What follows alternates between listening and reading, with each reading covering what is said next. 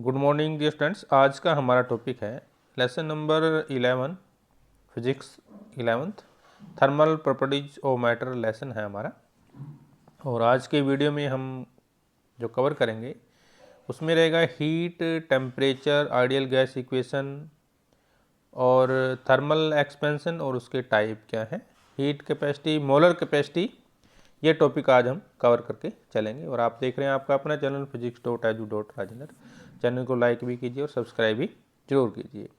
तो पहला हमारा पॉइंट है हीट एंड टेम्परेचर। देखिए, हीट के बारे में हम सभी को कॉमन सेंस है कि हीट और टेम्परेचर होता क्या है। हमें पता है टेम्परेचर क्या है, सिंपली एक मेजरमेंट है हॉटनेस की। आपने बॉइलिंग वाटर देखा होगा और एक केटल देखी होगी with boiling water is hotter then a box containing ice. Ice की तुलना में उबलता हुआ पानी ज़्यादा गर्म होता है, या आपने कॉमन सेंस है हमारे अंदर। लेकिन फिजिक्स में हम हीट को कुछ अलग तरीके से डिफाइन करने की कोशिश करेंगे। इस चैप्टर में हम सीखेंगे कि हीट क्या है, किस तरह से इसको मेजर किया जाता है और इसकी प्रोसेस क्या है हमारी हीट फ्लो होने की। साथ साथ हम ब्लैक बॉडी रेडिएशन के बारे में पढ़ेंगे और उसकी डायरेक्शन के बारे में पढ़ेंगे। इसमें जो मेन पॉइंट हमारा रहेगा boiling point, freezing point, change of state, जो अलग अलग तरह की हमारी होती है उनके बारे में चर्चा रहेगी। सबसे पहले लेते हैं हम, तो चलिए पहले डेफिनेशन पर चलते हैं। हीट क्या होती है? Heat is a form of energy that follows from a body of higher temperature to one of lower temperature. सबसे इंपॉर्टेंट पॉइंट हमारा यही है, हीट क्या एक एनर्जी की फॉर्म है जो कि हायर टेम्परेचर से लोअर टेम्परेचर की ओर फॉलो करती है। ये सबसे इंपॉर्टेंट पॉइंट है इसमें। Scientifically heat is a transfer of energy from a hotter object to a colder object, ऐसा भी हम कह सकते हैं, एक्सक्लूडिंग ट्रांसफर ऑफ वर्क और मास। ट्रांसफर ऑफ वर्क और मास नहीं होता। एग्जाम्पल मान लो हम किसी भी बर्तन को छूते हैं, we feel hot and when we touch ice cube we get a feeling of coldness. Second example, when a glass full of ice cold is placed on the table on a hot summer day becomes warm after some time, and a hot cup of coffee placed on the same table cools down. It is due to transfer of energy of a glass of water from surrounding or from hot cup of coffee to surrounding respectively. तो ये थी हमारी definition. Temperature is A degree of hotness और coldness of a body, हम इस तरह से भी कह सकते हैं। अब इसमें हमारी हीट की थ्योरी क्या रहेगी, थोड़ा सा उसके बारे में चर्चा कर लेते हैं। थ्योरी क्या है इसके ऊपर? Science of temperature and it's measurement is called thermometry. Thermometry हम लेकर चलेंगे। पहले थर्मोमेट्री क्या होता है? तो science of temperature and it's measurement is called thermometry. तो अब हीट और टेम्परेचर में फिर डिफरेंस क्या है, जो आपको एग्ज़ाम के टाइम में काम आता है मोस्टली, ये है हीट और टेम्परेचर में क्या डिफरेंस है। हीट क्या है? Heat is the form of energy which produces in us the sensation of warmth. जो हमें गर्मी का अनुभव कराती है वो हीट होती है। लेकिन टेम्परेचर क्या है? ये एक डिग्री है हॉटनेस की या कोल्डनेस की, जो अभी हमने डेफिनेशन लेकर चल रहे हैं। हीट क्या है? It is A measure of total kinetic energy and total potential energy possessed by molecules in an object. और जबकि टेम्परेचर क्या है? It is A measure of average kinetic energy of molecules in substance. Third point, heat जो है वो हमारी follow करती है, मतलब फ्लो करती है from hotter body to colder body, ये ध्यान रखेंगे।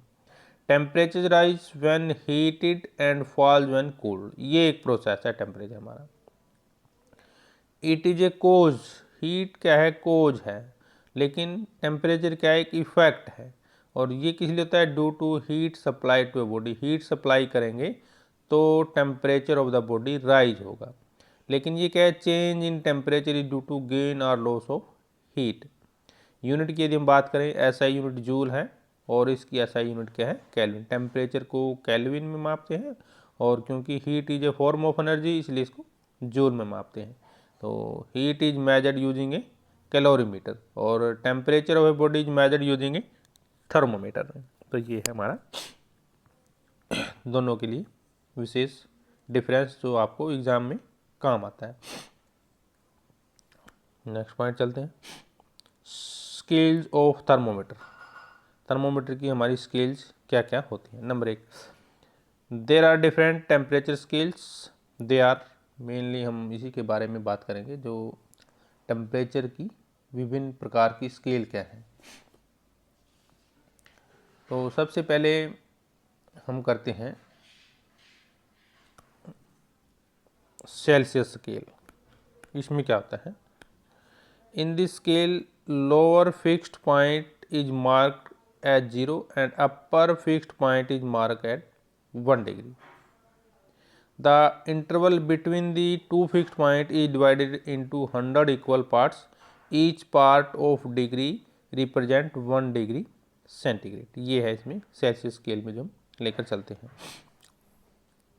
क्लियर है पॉइंट। आगे देखिए, फिर हमारे आती है हॉर्नेट scale.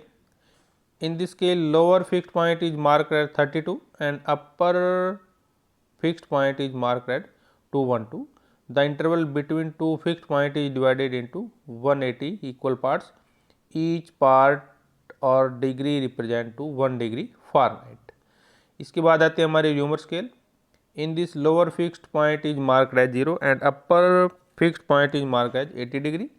The interval between the two fixed point is divided into 80 equal parts. Each parts of degree is represented 1 degree R.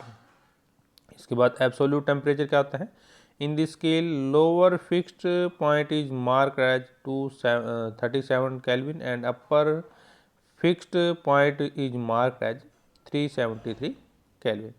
The interval between two fixed point is divided into 100 equal parts. Each parts और division represent 1 kelvin. अब absolute temperature scale क्या होती है, simply it is used to measure the temperature. Using absolute temperature scale we can measure the temperature 273 Kelvin to 373 Kelvin. इस scale में जो है lower fixed point is marked कितना होता है हमारा 273, तो मतलब 237 and upper fixed point is marked as 373 Kelvin. The interval between two fixed point is divided into 100 equal parts. Each part or division represent 1 Kelvin. इसके बाद हम रिलेशन लेकर चलते हैं, इंपॉर्टेंट है ये, एक नंबर में आ जाता है हमारा रिलेशन क्या है। तीनों जो हमने भी स्केल किए हैं, सेल्सियस स्केल, फॉरेनहाइट स्केल और kelvin scale of temperature. There are 2 points in all temperature scale and different intervals between C, F, R and K, यानी कि सेल्सियस, फॉरेनहाइट, र्यूमर और केल्विन। 4 स्केल हमारी टेम्परेचर को measurement करने की, Celsius, Fahrenheit, rumour and kelvin temperature मापते हैं जिसको। और तो ये हमारी सेल्सियस, फॉरेनहाइट, र्यूमर और केल्विन स्केल रिस्पेक्टिव। अब टेबल के अनुसार यदि आप देखें, इनमें संबंध क्या है, इनमें रिलेशन क्या है। देखिए C माइनस 0, 100 माइनस 0, अपर और लोअर पॉइंट लेकर चलेंगे इसमें। सेल्सियस में देखिए लोअर पॉइंट क्या होता है 0, अपर पॉइंट क्या होता है 100, दोनों में से 0 माइनस कर दिया। जब फॉरेनहाइट की बात करते हैं तो लोअर पॉइंट कितना होता है हमारा 32 और अपर पॉइंट कितना होता है 212, तो दोनों में से 32 डिवाइड कर दिया। र्यूमर स्केल की यदि हम बात करें, अपर लोअर पॉइंट 0, अपर पॉइंट 80, वो डेफिनेशन के अनुसार कर रहे हैं, तो ये आ जाएगा हमारे पास, दोनों में से 0 करेंगे। और केल्विन स्केल में लोअर पॉइंट कितना होता है हमारा 273 और अपर पॉइंट कितना होता है 373, तो दोनों में से 273 हमने माइनस कर दिया। ये इसको याद करने का तरीका, कई बार हमें जो है ये पॉइंट जो है याद नहीं रहते ना, इम्पोर्टेंट पॉइंट ये है, लेकिन इसको हम करते कैसे हैं, तो ये पॉइंट आप याद कर लीजिए, इससे आपको याद करने में थोड़ी आसानी रहेगी। ठीक है, अब इसको मैथमेटिकली यदि हम सोल्व करें तो ये C/100 आ जाएगा, और ये जब हम 32 माइनस करेंगे तो ये आ जाएगा, और ये R/80 आ जाएगा, और ये आ जाएगा 100 नीचे डाउन में। ठीक है ना, दोबारा फिर इसको यदि हम मैथमेटिकली जैसे ये, क्योंकि सारे के सारे बराबर हैं तो जीरो सभी से कैंसिल हो सकता है, यहाँ से जीरो, यहाँ से जीरो, यहाँ से जीरो, फिर जो है सभी को 5 से डिवाइड किया, 5 से डिवाइड किया, यहाँ से 2 पे ले सकते हैं हम, तो 2 से डिवाइड करने के बाद सभी को पहले 0 काटेंगे, फिर 2 से डिवाइड करेंगे, तो लास्ट में हमारे पास इक्वेशन ये बच जाती है। क्लियर है पॉइंट। अब नेक्स्ट चलते हैं। तो यहाँ से यदि हम देखना चाहें फारेनहाइट स्केल की, जब हम बात करते हैं फारेनहाइट स्केल में हमारे पास क्या रहेगा, देखिए ये बड़ा पॉइंट है, देखिए F-32 इनका 32 डिवाइड बाई 9। ठीक है ना, और ये किसके बराबर लिया, C/, इन दोनों को जब इक्वेट करेंगे हम क्रॉस मल्टीप्लाई करके, यहाँ से यदि फारेनहाइट निकालें मैथमेटिकली तो क्रॉस मल्टीप्लाई करके हमारे पास ये बचेगा, ये यदि हमें फारेनहाइट में चेंज करना है। इसके बाद यदि हमें सेल्सियस में चेंज करना है तो सेल्सियस में चेंज करने के लिए मैथमेटिकली जब इसको रीअरेंज करेंगे तो ये जो है यहाँ आ जाएगा, और ये दूसरी साइड चला जाएगा, तो ये यहाँ पे इक्वेशन ये बन जाती है। मैथमेटिकली इसको सिंपली करना है अपने। केल्विन स्केल सिंपल होती है हमारी, प्लस करते हैं 273 जो डिग्री की होती है हमारी उसमें, और डिग्री में निकालना हो ये केल्विन में से 273 माइनस कर देते हैं। तो केल्विन का तो चेंज करना आसान है, डिग्री टू सेंटीग्रेड, तो 273 ऐड करेंगे यदि केल्विन में चेंज करना है डिग्री सेंटीग्रेड से, और सेंटीग्रेड से केल्विन में चेंज करना है तो 273.15 माइनस कर चलते हैं।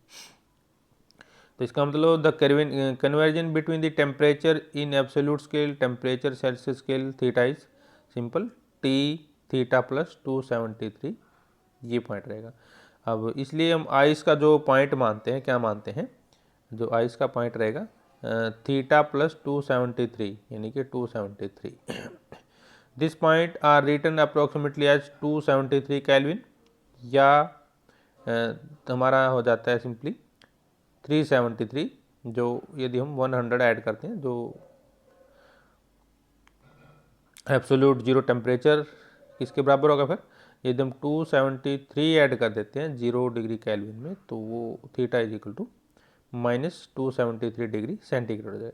Since temperature difference in kelvin scale is same, the temperature difference of 1 degree centigrade is equal to the temperature difference of 1 kelvin, so 0 degree centigrade can be represented K⁻⁻1। This is relation between Celsius, Fahrenheit and kelvin scale of the temperature, और बहुत important है। अब इसमें हम एक graph ले लेते हैं दोनों में, ए plot of Fahrenheit temperature versus Celsius temperature. ये देखिए नीचे यदि हम टेम्परेचर मान लेते हैं, और एक साइड में सेंटीग्रेड लेते हैं और एक साइड में फारेनहाइट लेते हैं, तो इस तरह से हमारा ग्राफ बनता है फारेनहाइट और सेल्सियस स्केल में। Use of temperature fact important point है, याद कर लीजिए। Celsius and Fahrenheit are same at -40 degree पर, ये दोनों सेम होते हैं mathematically. Clear point. Water boils at 100 degree और 212 फारेनहाइट डिग्री। ठीक है ना, वाटर का बॉइलिंग पॉइंट क्या है हमारे पास, 100 डिग्री या 212 फारेनहाइट डिग्री फारेनहाइट, और फ्रीजिंग पॉइंट क्या है 0, तो यहाँ से कितना आ जाएगा 32 पॉइंट, मतलब 32 डिग्री फारेनहाइट। एब्सोल्यूट जीरो कितना होता है 0 Kelvin. Celsius and Fahrenheit degree are scales. Degree symbol is not use to report measurement using Kelvin, में हम डिग्री का यूज नहीं करते, इसको आप याद रखेंगे। ठीक है, तो रिलेशन बिटवीन टू स्केल्स क्या हुआ, temperature of scale minus LFP divide by वही हमारा फार्मूला रहेगा जो अभी किया है। ये इसको जो है इम्पोर्टेंट पॉइंट है, ये जरूर याद कर लीजिएगा। क्लियर है। तो र्यूमर स्केल के बारे में थोड़ा सा और बता देते हैं। Reaumur scale also known as octogesimal division भी बोलते हैं, a French scale of temperature. On this temperature scale freezing and boiling point of water are defined by 0 degree Reaumur and 80 degree Reaumur degree, ठीक है ना। The scale is named for Rene Antoine, तो जो हमारे या rumour के नाम के साइंटिस्ट थे उनके नाम से ही पड़ता है ये। Interval between to is divided by 80 part and each point is called 1 degree rumour. ठीक है, आगे चलते हैं। हमारा next topic ideal gas equation के बारे में हम पढ़ते हैं। आइडियल गैस इक्वेशन क्या है? Simply pressure of all gases change with, ideal gas equation क्या कहती है? Pressure of all gases changes with the temperature in similar fashion for low temperature. Also many properties of gases are common at low pressure. The pressure, volume and temperature in Kelvin of such degree obey the equation PV is equal to nRT, जो हमारी equation of gas होती है, जो इसको वो follow करता है। Liquid in glass thermometer show different reading for temperature other than fixed point because of different expansion properties. A thermometer that use a glass या गैस हो सकता है मान लो, however gives the same reading regardless of which gas used. Experimentally यदि हम बात करें, all gases at low density exhibit same expansion behavior. The variable that describe the behavior of a given quantity यानी कि mass of a gas, pressure, volume and temperature, जिसको हम Pvt बोलते हैं। पीवीटी, पीवी का मतलब प्रेशर, वी का मतलब वॉल्यूम और टी का मतलब टेम्परेचर। टेम्परेचर को हम केल्विन में लेकर चलेंगे 273 ऐड करके, ठीक है ना। When temperature is held constant, pressure and volume of a quantity of a gas are related is equal to P V is equal to constant. तो उसको हम लेकर चलते हैं P V is equal to constant लेकर चलते हैं, ठीक है। पी जब हम when temperature is held constant, the pressure and volume of quantity of gas related P V is equal to constant. This relationship is known as Boyle's law after Robert Boyle's, the English chemist who discovered it. When the pressure is held constant, the volume of a quantity of a gas is related to the temperature as V by T is equal to constant. फिर होता है हमारे पास V by T is equal to constant हो जाता है, ये याद रखेंगे। V by T is equal to C का मतलब constant लेकर चलते हैं। ये कब रहेगा? When the pressure is held constant, the volume of a quantity of gas is related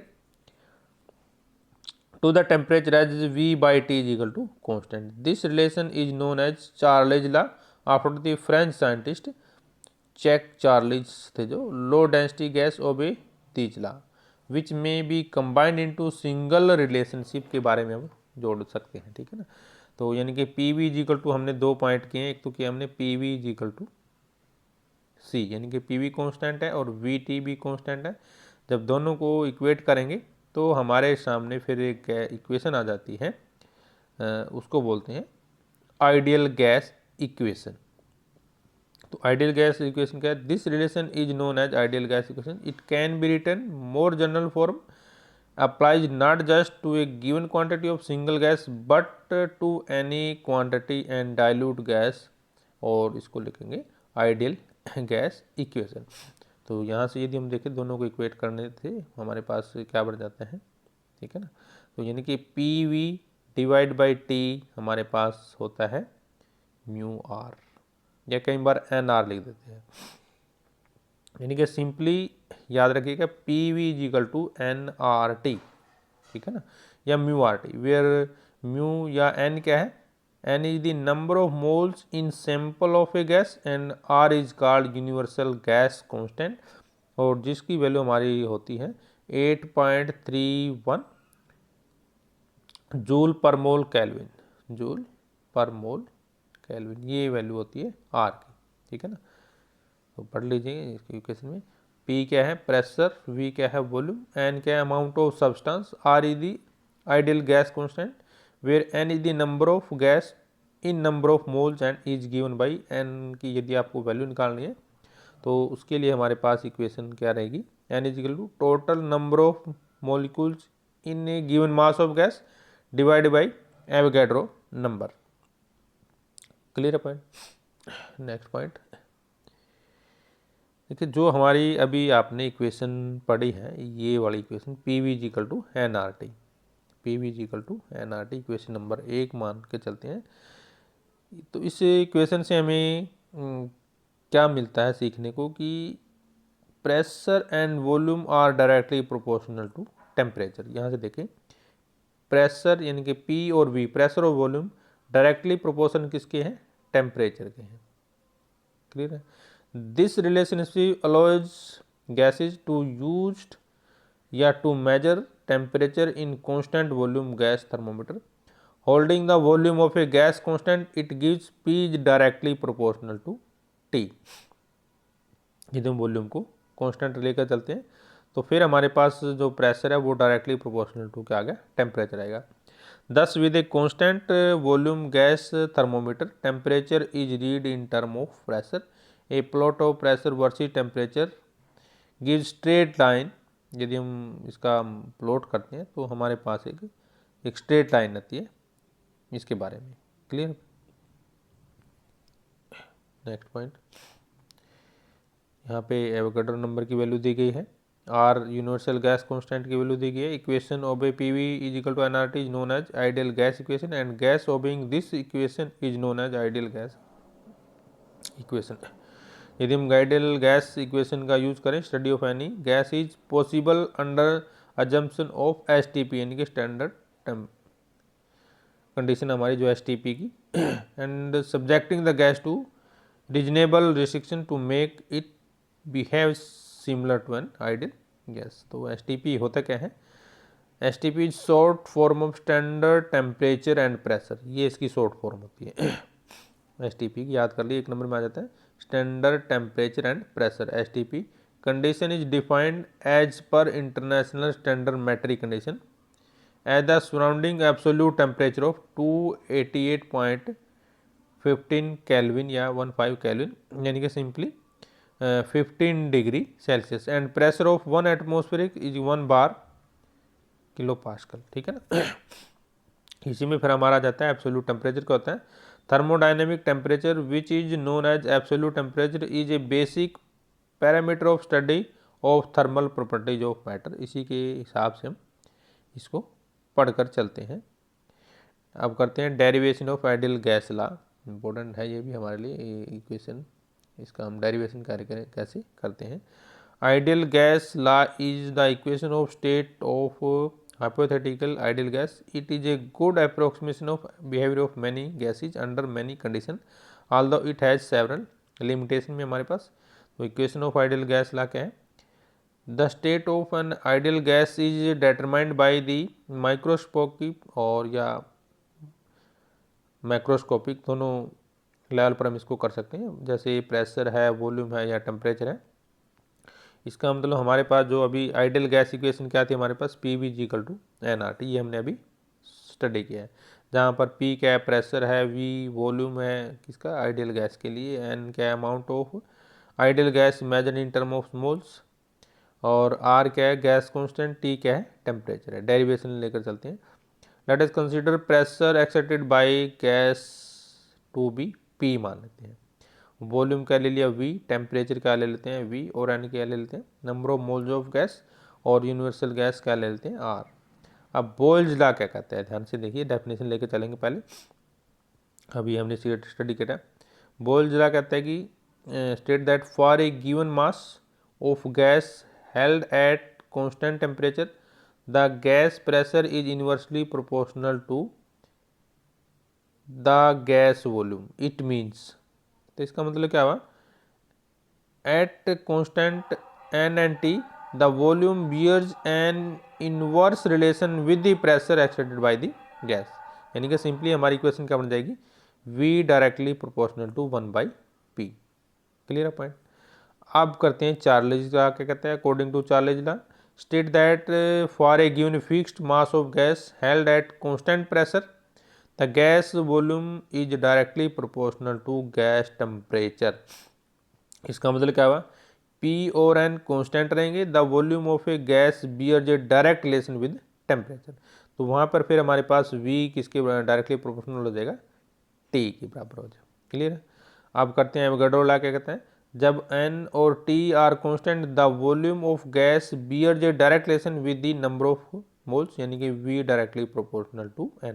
तो हमारे पास तीन इक्वेशन आती है। नंबर 1 इक्वेशन है V directly proportional to 1/P, और V directly proportional by T, और V डायरेक्टली प्रोपोर्शनल टू 1। तब तीनों को यदि हम कंबाइन कर लेते हैं तो हमारे पास एक नई इक्वेशन आ जाती है V directly proportional to NT/P।